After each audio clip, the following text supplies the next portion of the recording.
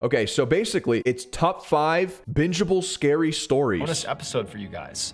It's a collection of 5 true scary We're only gonna watch stories half of these. about real people who come face to face with real life monsters. Now, these 5 fan favorites have all been completely re-edited for today's episode. So even if you've seen or heard some 40 minutes long. We're only watching like 2 of them. We're only watching 2 of the stories. Don't worry. We're not watching the whole thing. of them before, And then we're this gonna start is gonna playing. feel like a totally new viewing experience. But before we get into today's 5 stories, Can I still be a trashling if I'm from another planet? Yeah, of course, of course. I have a ferret named after Rigby from Regular Show. Is he welcome in the dumpster with me? Of course. if Absolutely. you're a fan of the strange, dark, and mysterious delivered in story format, then you've come to the right place because that's all we do, and we upload Sorry. once a week. I'm sorry. So, if I had that's of to. interest you, I had to. 1.25x speed. please I'm secretly sorry. reverse the like button's car blinkers, so when they signal left, the right one comes on, and vice versa. Also, please subscribe to our channel and turn on all notifications so you don't miss any of our weekly uploads. Okay, let's get into today's Is this a 5 1. stories. This might be a 1.5xer. Might be a 1.5xer.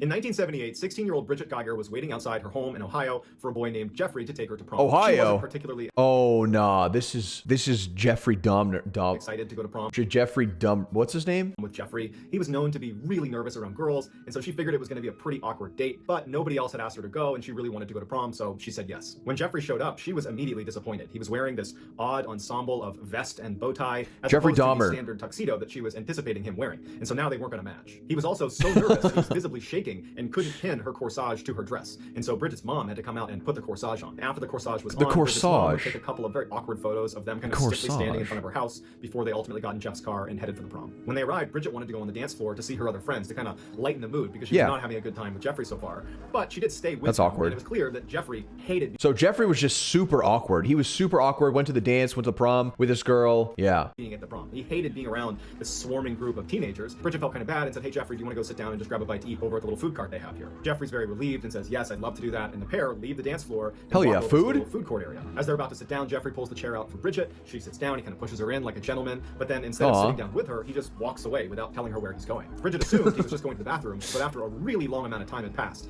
and it was clear he had not just gone to the bathroom, she got up to go look for him. And so she went on the dance floor. She can't find him in the building, and so she goes outside to see if maybe his car's not there anymore. Maybe he just left. And she sees his car. It's still in the lot. When she turns around to go back into the prom, she sees Jeffrey sitting on a curb just eating McDonald's cheeseburgers. And she goes over to him and she's like, "What are you doing out here?" And so he told her that he just wanted to step outside and get a couple cheeseburgers and then come back and he would sit with her while she ate. But What? What? Dude, Jeffrey was just awkward as hell, man. Yeah, you want to get some food? All right. Brings the food to her and then just leaves to go eat by himself. they wouldn't let him back in. And so he just went and got more cheeseburgers and thought he would wait here until she came outside. And now that she was outside, she couldn't get back in either. So she just says, "Hey, I'd like to just go home." And so Jeffrey is mortified and he tells her, "I'm so sorry. I wanted this to be a nice evening for you. I'm sorry it wasn't." He drives her home. He says goodbye. She walks into her house. He drives off, and that was that. Bridget only saw Jeffrey one Man, what a more time terrible after prom. that. It was about a week after prom, and Jeffrey actually invited her to come over his house for what he was calling a house party. And Bridget's like, "There's no way this kid's throwing a house party. He can barely stand to be around just me, let alone a crowd of people." But she was polite and said, "Sure, I'd love to come to your house party." She gets there, and there's no food, there's no music, there's like 3 people there. And as soon as she walks in, all Jeffrey wanted to do was have a seance and communicate with the devil. She was so immediately creeped out by What? Wait, what? Is this real story about Jeffrey Dahmer? I didn't know this about him. Imagine, dude, imagine a world. You're like, you get invited to a party, you show up and they're just doing some weird incantations about the devil. What the hell? I don't know if it's Jeffrey Dahmer. Okay, maybe it's not. I thought it looked like him though. Huh. Dude, that would be creepy as hell. I would immediately get up and leave. Jeffrey's behavior that after only a couple of minutes, she just turned around and left his house party and did not see him again. Well, Yeah. until 13 years later when she would read about Good. him in the newspaper. 13 years later, Trey, would you do seances? I don't even know what that is. Like, I don't even know what a seance is. I'm gonna be honest, what is a seance? This is like the first time I've heard of it like a week ago. on July 22nd, 1991, Milwaukee, Wisconsin police spot a man named Tracy Edwards running down the road in handcuffs. They run over to him and they say, "What's going on?" And he says that a man was holding him hostage in his apartment, that he threatened to kill me. I was able to overpower him and escape, and here I am. The police go to this apartment that he apparently escaped from and they knock on the door. The door opens and the police are confronted by this tall man who introduces himself as Jeffrey. He tells police this is all a big misunderstanding and that Tracy Edwards is a friend Are we of his, complimenting him and I don't know now? what's gotten into him, and the police were actually close to believing him. They would even say he was really convincing. But as they're talking to him, one of the officers kind of looks behind Jeffrey into his apartment and he sees on the coffee table what are clearly pictures of dismembered body parts. And so they arrest Jeffrey, and when his apartment was fully searched, a house of horrors is revealed. In addition to photos of body parts, the apartment itself was littered with human remains. There were several literal human head What? in the freezer and the refrigerator, and in his bedroom was a 57-gallon drum containing more dead bodies that were decomposing in chemicals. There was also Oh my god, it was Dahmer. Wait, he did all of this in high school? Wait, what? This was 13 years after? Oh, 13 years after he wanted a house party? Oh, is your brain working today, Trey? Okay, no, it's not. It's not. evidence that suggested Jeffrey was eating these people. Now, Jeffrey lived in a crowded apartment complex, and so other neighbors had complained about this awful smell coming from his room, but he had been able to explain it away and convince everybody that it was just some bad. How are we gonna explain that awful smell? Dude, if I had a neighbor and they're just smelling like that, like, I'm gonna confront him and be like, yo, why does it smell like you just ripped ass for like 13 hours straight, man? He's like, oh, sorry, yeah, I just have a gas problem. Like, what are you supposed to say? What are you supposed to say to that, man? Meat. However, the most horrifying revelation about how Jeffrey was able to conceal these horrible crimes he was committing in the middle of a city apartment would come a few days later. Apparently, 2 months before Tracy Edwards had run out of Jeffrey's apartment in handcuffs and flagged those officers down, another boy had left the apartment in handcuffs and was running down the road, and police stopped him. But the boy couldn't really speak. He wasn't able to articulate why he was there or what he was doing. And as police are talking to him, Jeffrey comes running up the road, flags the officers down, and thanks them for finding his boyfriend. They had gotten into a lover's quarrel, and that everything was just fine. And so the police shrug it off and say, no problem, we'll even give you a ride back to your apartment. And so they drive the boy and Jeffrey back to Jeffrey's apartment. They watch them go inside, and the police leave. But if the police had paid a little bit more attention, they would have seen there was a hole drilled in the back of his head by Jeffrey. He had been pouring acid into this kid's head to try to control. What is going on? What? Dude, what the hell? How do cops not see that, dude? Listen, how come the cops are never locked in like when you need them? And they're locked in on the worst possible times. What the hell, man? And that was why this boy couldn't speak. And as soon as the police let them go back into the apartment, Jeffrey killed the boy because Jeffrey, Bridget's prom date, turned out to be none other than infamous serial killer Jeffrey Dahmer, who killed 17 people. Jeffrey, oh wait, why is he kind of like, what a side profile? What? Wow, this guy was crazy, but also has an insane side profile. Just days after this picture was taken of Jeffrey and Bridget, right before they headed off to prom together, Jeffrey would kill his first victim and start that 13-year killing spree. Dahmer was ultimately given a life sentence, but was killed by another inmate. Good. You want the honest answers? Because most of the men he went after were black men and the police didn't care about what happened until after he was caught. Wait, really? Dude, this guy's a freak, man. No, I think Dahmer's probably one of the worst of all serial killers. Is there someone worse than this guy? Like everything I've ever heard about Dahmer was just really bad. Like really, really bad. Oh, Bundy. Ted Bundy, eh? Oh my God, Ed. I forgot about him. Oh my God. Dude, you know what TV show was actually really good? And really, oh, what was it? Mindhunters? Was that what it was called? I feel like I learned a lot about serial killers off that show. A lot of them were ESL. Wait, what's ESL? I love Mindhunters. Yeah, they need to bring that back, man. I thought it was such a good show. Number 4, Face.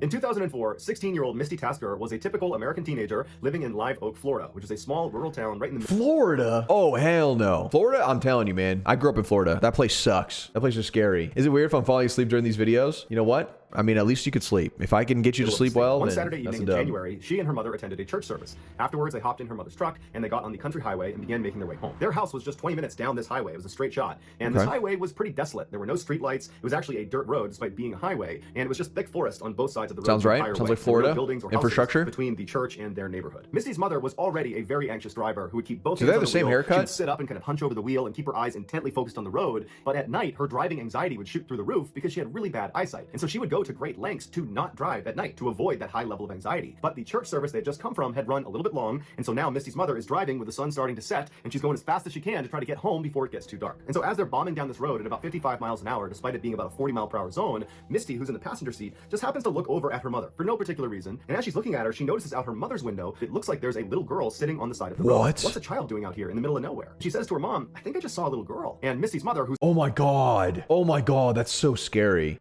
Dude, that's scary as hell. Oh man. I just got the goosebumps. Oh, I just got the goosebumps. If I saw that driving in like a desolate area, ooh, I don't know why that one gave me goosebumps, man. high up on the wheel, she did not hear Misty the first time. She just focused on driving and trying to get home. And so Misty says again, I think I just saw a little girl. We need to go back. I don't know what she's doing, but I feel like we need to go back and make sure she's okay. And so Misty's mom looks over at her and she's not prepared to turn the car around. That means staying out later, and it means she's gonna be driving in even darker conditions. And so she's like, did you really see someone? Because we gotta get home. And Misty's like, Mom, I'm pretty sure I saw a little girl. We have to go back. And so finally, Misty's mother, she's very annoyed, but she stops the car, she does a 3-point turn, and she begins driving back up the road where they came from towards this girl. Now, they had only made it about a half mile from where Misty believed she had seen this girl. And so pretty quickly, they slowed down because Misty said, I think she's in this area, and they both began scanning the right side of the road because that's where she's going to be now that they turned around. Now, it was starting to get very dark outside, but there was enough light and they had headlights. So they were pretty confident they'd be able to spot this girl. And so as they're slow rolling down the road, they both see this girl a little ways up on the right-hand side. Her back was to the road. She had her knees tucked up to her chest and she was rocking back and forth. Misty's mother made a comment that it was a Oh, that would scare me, bro. little bit surprising that this girl was out here. I mean, there's really nothing around here. There's no houses, there's no buildings, there's That's no trails. scary, You walk dude. in this forest on either side. It was just kind of thick forest. She probably And so she just thought it was escaped. very strange that this girl would even be out here, especially because there's not any traffic on this road. And so Misty's mother began slowly rolling up to her, and she told her daughter that instead of just stopping right away, This guy's a let's good drive past her storyteller. and get a look at her, and then we'll turn around and see if she needs any help. And so as they got right up next to her, they realized a young teenager, but she was not a young child. And as they drove right past her, they would expect her to turn around and acknowledge the car creeping up on her, considering there's no other traffic in the area, and you're just some person sitting on the side of the road. You should definitely turn around and see what's behind you. But the girl did not acknowledge that. Ow! What the hell? Just continued to have her knees up to her chest and rocked back and forth. And so Misty and her mother are a little bit freaked out by this, but they drive past her about 50 meters. Misty's mother does a 3-point turn, and when they're looking back down the road, where the girl should now be on their left-hand side, they're oriented back towards their house now. She wasn't there anymore. But there were no streetlights. It was now Oh, almost where completely she? pitch Where dark did she outside. go, And so man? all Where they did she had go, was dude? headlights. What And the so Misty flip, man? told her mom, drive up a little ways. Maybe the girl stood up and moved, and we just can't see her because she's not in the headlights. And so Misty's mom began driving down the road and kind of turning slightly towards the left to shine the light more to the left, but there was no sign of this girl. For good measure, they turned right slightly to shine the lights more to the right-hand side of the road, but there was no sign of this girl. And so Misty and her mother just slow rolled back down What the do road. they do? kind of What do keeping they an eye out do? on both sides. But after Where is traveling for she? several minutes, going about 5-10 miles an hour, and seeing no sign of this girl, they decided that, well, she must have just gone back into the woods and gone back to wherever it was she came from. And so Misty's mom began picking up speed, and before long, they had gone maybe 2 or 3 miles away from where they'd seen this girl, and they were coming up to this 4-way intersection with stop signs all around. And as they were getting close, Misty's mother gasped because on the other side of the intersection, on the right-hand side, was this girl sitting on the side of the road, just going back to the road. Oh my god. Oh my god. Oh my god, dude. What the hell? Dude, that's scary. I'm getting goosebumps, man. I'm getting goosebumps, man. Oh god. Oh my goodness. Her knees are up and she's rocking back and forth. And so Misty's mother pulls up the stop sign and then just sits there. And both women are just stunned at what they're looking at. They had just seen her 2-3 Can't risk Trey up because his vocabulary restricted. Okay, dude. miles back down the road. It wasn't possible for her to get all the way up here. And so Misty's mother looks at her daughter and says, do you think it's a different girl? And Misty's like, no, that's same her. girl. And so they just sat there for a minute until Misty started to panic. And she said to her mom, don't stop. I got a bad feeling about this girl. I don't know what's going on, but you can't stop next to this girl. But Misty's What do mom, you mean she was stop? What do you mean definitely stop? What? No, we gotta check if she's okay, dude. Surely we check if she's okay. by the situation, no doubt. But she didn't feel good about abandoning this girl in the middle of the night. on Yeah, some no way. highway. And so Come on. even though she felt a little bit hesitant herself, she told Misty, we have to at least drive past her and ask if she's okay. That's the least we can do. And Misty was not having it. She said, Mom, do not stop. I got a bad feeling about this. Don't stop near this girl. But Misty's mom let up off the brake and began slow rolling past this intersection. And now at this point, Misty is just absolutely terrified. Oh my god. Oh my, I'm getting scared, bro. Why am I getting so scared, bro? Oh my goodness, dude. So she takes her seatbelt off and she goes down into the footwell right in front of her seat. And she closes her eyes and covers her ears and she just continues to beg her mother to just please keep going, don't stop. But her mother just continues on until she stops right next to this girl who's still just sitting on the side of the road with her back to the road. She's got her knees up, she's rocking back and forth. She's not acknowledging Misty or her mother. And so Misty's mother turns to her daughter and says, please roll down your window. And Misty refuses. She's still down in the footwell, still in the fetal position. She's crying and she's still begging her mother to please just go home. And so Misty's mother, frustrated, reaches across the passenger seat and grabs the knob to roll down the window manually. So she rolls the window down, and Misty, who's down in the footwell, all she remembers is sitting there covering up her ears, and she's crying, and she opens her eyes, and she's looking up towards her mom, who's reaching over the seat, and her mom yells out to this girl. And Misty remembers looking at her mom, who suddenly recoils in horror and screams, and then they take off like crazy, flying down the road. Misty jumps out of the footwell, and she's looking at her mom, and she's like, what's happening? What just happened? What did you see? And her mom's got her hand over her mouth, and she's speeding down the road, and she's crying now, and she's looking at Misty, and she just doesn't have the words to describe what she just saw. And so Misty's asking her mom, what did you see? What happened? And finally, her mother just face. She didn't have a face. It was hollow. There was nothing on her face when she looked at me. And so Misty screams and she's crying and her mom is crying and they speed home. They're home just a couple of minutes later and they run inside, practically falling over each other to get in the house. And as soon as they get inside, Misty's mom calls 911 and she didn't even know how to describe what she just saw. But she knew it was too embarrassing to try to describe it as some girl without a face sitting by the highway. And so she just told the police that they had seen a girl they think needs help. And so the police, they went out and they searched that entire stretch of highway. They looked for any sign of anybody out there, but there wasn't. There was never any trace of that girl. Oh, nah. Nah. Oh, God. That's so freaky, man. Okay, one more. In 2018, a 21-year-old brand new police officer named Derek was dumped by his longtime girlfriend. This breakup caught him by surprise because he'd actually Well, that sucks. Fuck. That's a horror story in itself. Damn. he just recently moved to Colorado in order to be closer to his girlfriend. So naturally, he was devastated. After a few Damn. Moved to Colorado for his girlfriend. Girlfriend broke up with him. Damn, dude. It's giving Leon Kennedy. weeks of being so depressed and kind of just moping around and going through the motions in his life at this point, one of his very close friends suggested to him, like, hey man, look, why don't you just make a profile on Tinder, the online dating service, and just put yourself out there again? You have no idea who's out there. Clearly, your ex-girlfriend was not the one. Derek had met his ex-girlfriend in a bar, and every other girlfriend he had ever had, he had met in person. So online dating was definitely not on his radar. But he was so lonely and sad, he figured, you know what? I got nothing to lose. Damn. Yo, we're just throwing this guy to the bus. He was lonely. He was a loser. Absolutely no friends, no bitches. Like, damn, dude. God. Profile. Derek quickly matched with a woman on Tinder named Leah that he said was way out. Bro, dating apps suck so bad, man. I don't know, dude. I don't know. I just would never. I can't use them. Of his league, but he wasn't complaining. They chatted for a couple of weeks and they got on great, and so they wanted to get together and actually meet each other in person. But Leah lived well over an hour away from Derek, so there wasn't a natural meeting place, and they're going back and forth about where they want to go. And finally, Leah just says, "Hey, why don't you just come to my town? There's this great park that I go running in all the time, and they have this awesome field that's on a slope, and you can lay on it and look up through the trees and you can see the stars. And so that would be a cool thing to do. That sounds romantic. Stargazing together. So the date night finally came, and Derek was really excited. He was nervous too because even though they talked on the phone, this is the first time they're going to see each other. And so the plan was he was going to drive out to her town and actually pick her up from her work. She worked at a hair salon, and from there they would make their way over to this park. And so Derek pulls up to the hair salon right as Leah is coming outside, and she's all excited. She's waving to him. She runs over and she gets in the car and they hug and kiss on the cheek. And it's like they knew each other, but they didn't know each other because their entire relationship was online or via texting or a phone call. And so it's like they had history, but they didn't. But either way, Derek was really happy, and it seemed like Leah was too. From the hair salon, it was a pretty short drive to this access road that was going to bring them into this park.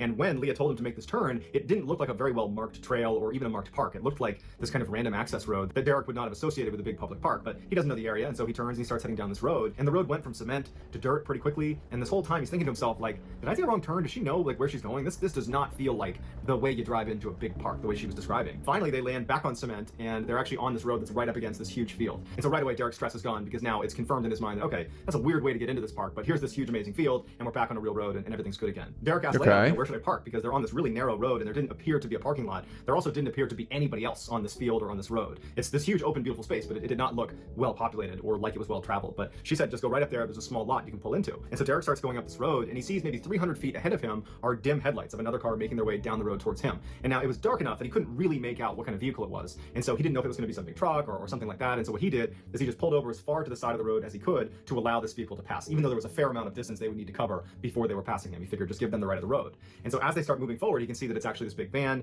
and they're moving pretty slowly, and he's just kind of waiting for them to pass, and he's not thinking anything of this. He's thinking that this is just another person at the park, and this van, instead of passing him, actually turns at the last second and almost goes bumper to bumper with Derek's car. He doesn't crash into it, but he stops just in front of Derek's car. And so Derek is a cop. He's a brand new cop, and he's super aggressive. You know, he really believes in his training. And so as soon as this guy stopped in front of him and blocked the path for him, red flags are going up for Derek, and he knows something's wrong with this van. And instinctively, he says, Leah, stay here. He grabs his flashlight that he kept right in the center console, and he jumped out of the car and went right. Oh my God, that's it? Just a flashlight? You're going after a van with just a flashlight, dude? Oh my God. Oh my God. To the driver's side door of this van to confront this guy. And when he got up to the driver's side door, it was this really big guy who looked pretty startled to see Derek come charging up to him with his flashlight. And Derek's like, what are you doing, man? What are you blocking me in for? And the guy's like, oh, hey, sorry, I'm the caretaker here of this whole property, and we've had an issue with poachers in the area, and I was concerned you guys were poachers. It doesn't look like you're poachers, though. And Derek's like, no, we're not poachers. We're going stargazing. I'm on my first date here. And the caretaker's like, I am so sorry. Please get back in your car, go and enjoy your night. And at that, he backed up to the three-point turn and drove right back up that road where he came from and disappeared down on the other side of the hill. Derek stood in front of his car for a couple of minutes, making sure this guy was gone,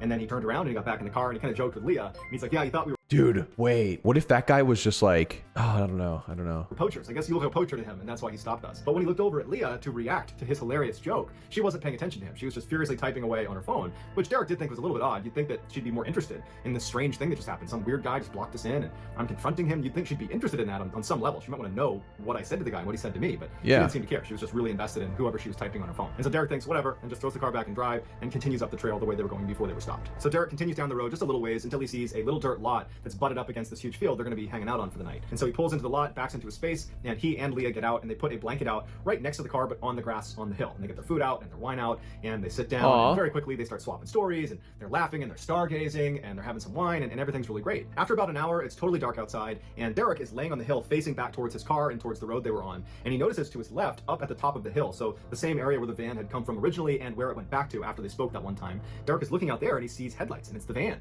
And now the van is driving down the road, not leisurely like Oh my God. Oh my God. No, dude. No. Never. Listen, let this be a lesson. Never go anywhere with someone by yourselves. Ever. I don't care if you know them. Just don't do it. Just don't do it, man. Just go to a Walmart, okay? Don't go stargazing. How about you just go to Walmart and then you just go to a TV section and then turn on their TV and then look up stars on the YouTube and then watch it there, okay? Just go in public somewhere, man. it was before, but they're flying down the hill. And before Derek or Leah have a chance to react to this van barreling down on them, it comes flying into the parking lot and practically hits his car and comes to a stop where it's boxed his car in. So even if he got in his car, he couldn't drive away. And so Derek jumps up, Leah jumps up, and the guy, the caretaker, the nice caretaker we talked to before, he hops out of the driver's seat and he walks around the front of the van. He's got this pipe in his hand and he looks at Derek and he's like, give me your keys and your wallet. And again, Derek is this brand new cop. You know, he's 21 years old. He's not about to let He's this a guy cop. push him around. And so he doesn't do anything at first. He doesn't know what he's going to do, but he doesn't do anything at first. He just looks at this guy. He shows him that I'm not just going to fall over because he told me to. But then Derek is given a huge curveball when Leah, his date, stands up and runs over to this guy and stands next to him and turns around and looks at Derek and goes, come on, give us your keys and wallet. And Derek's like, great, I'm getting set up by my date who I've spent the past 2 hours with. Damn. I had a connection with this girl. And so now Derek is just standing there doing nothing, not to be tough, but because he's in shock. He feels so betrayed by Leah, and he just feels like, how could this have happened? And in that moment, Leah walks to the back of the van and she gets a metal pipe. She comes back around and she goes, Derek, give us your keys and your wallet. We don't want to have to hurt you. And this is when Derek looks at them both and he goes, no. And as soon as he said that, the Ooh. big guy tackles him. He gets thrown to the ground, but Derek could handle himself, and very quickly he was able to get up, and he drew his concealed carry pistol, and he's aiming it at the big guy and then back at Leah, and he's like, yeah, I'm a cop. Go ahead and put your hands up now. As soon as they saw the gun, they both dropped their pipes and put their hands up. And so as he's holding them both at gunpoint, he's looking over at Leah like, really? You did this to me? Are you kidding me right now? As he's doing that, he has to get his cell phone out of his pocket, type in 911, and then call dispatch and had to say who he was, what his badge number was, what happened, and where he is. And where he is was difficult to describe. And so as he's trying to explain these directions, and he's saying, oh, yep, go left at the light, and then there's a gas station there, you're gonna go up this field, you're gonna see me, and have these two people at gunpoint. As he's doing that, Leah and the caretaker look at each other, and they just turn around and bolt. They figure, he's distracted, we can at least get behind the van and run into the forest before he's gonna catch us. And so instinctively, he takes off running after them, and he chases them for about 30 seconds into the tree line before he starts hearing gunshots. And they weren't his, someone's shooting at him, and he sees the muzzle flash out in the middle of the forest, and he's like, yeah, I'm not doing this. He turns around, runs back to his vehicle, he starts it up, and he has to basically smash into the van, back into the fence, over and over again, like Austin Powers, like a 25-point turn, before he's barely able to grind his way out and peel out of this park. And so Derek pulls into the nearest gas station, he calls up dispatch, and he says, hey, I just called 911 like 5-10 minutes ago, and I dropped the call because I was chasing somebody. Here's my name, here's my badge number, I'm now at this gas station. Can you send a couple of police officers over to my location now? And they said, yep, we'll send some to you. And so a police cruiser shows up with 2 officers inside that Derek recognized. They were senior to him, and they got out, and he explained again what happened, and they kind of gave him a hard time for getting catfished on his very first date, but at the same time, they knew it could have gone really badly, and so they decide they're going to load up in the police cruiser together, all 3 of them, and drive back up to the park. And so they get up to the park, and Derek points ahead, and he goes, that's the van, it's still here. And so they drive up, and they stop short of the van, and the 2 uniformed officers, they turn to Derek, and they're like, just stay in here, we're gonna go check this van out. And so Derek's sitting in the car watching these guys go up to the vehicle, you know, guns drawn, they're looking all around, they're clearing behind the vehicle, they're looking in the wood line, there's nobody there, and at some point he sees them put their pistols away, and they go in the van, they're kind of shining with their flashlights all around, they're looking in the back, looking in the front, and then after a few minutes, they walk back to the cruiser, and as soon as they got in, Derek could tell there was just something off about how they were acting. When they were down at the gas station, they were kind of joking around with him. Now, whatever they had seen in the van was definitely not something they were gonna joke about. And they turned to him, and they're like, the back of the van, it was just knives and saws and pistols and rifles and lighter fluid and chains and handcuffs and duct tape. It was just awful, and it looks like there might even be blood on the ground. The 2 officers immediately called in additional backup, and before long, it was a full-fledged circus around this van of a crime scene investigation unit and other police officers, spotlights set up, and they went out looking in the woods for these people, but they never found the guy, they never found the girl, and Derek would tell the other investigators, hey, she works at this hair salon, like right down the road, I picked her up there. And so they went over to the hair salon, and they wound up talking to the people there, and they said, we've never heard of Leah. And when they showed them a picture of Leah, they were like, we've never seen her before. And so they came back and they told Derek, look, she's a con artist, and this whole thing, your whole relationship with her has been her setting you up in some way, shape, or form. The entire thing, that's all it ever was. And so for Derek, that was crushing, and he swore off Tinder immediately. He did not want to do any more online dating. But what really haunts him more than being taken advantage of is, what would have happened if I wasn't concealed carrying? Exactly. Would I wound up in the back of that van? Okay, but what I'm a little confused about is why did they come out with pipes? Why didn't they come out with a gun? If they had guns in the back seat of the van, why do they have a pipe? Are these guys stupid? Like, what the hell, man? I'm a little confused. Intimidation? Well, you could intimidate a lot more with the gun, dude. Like, if they came out with a rifle, I'm pretty sure he'd be more tempted to hand over his keys and wallet. Okay, that's good. Hi, if you wanted to watch this before it gets uploaded onto YouTube, go check it out on my Twitch at TreyBinVT. All right, bye.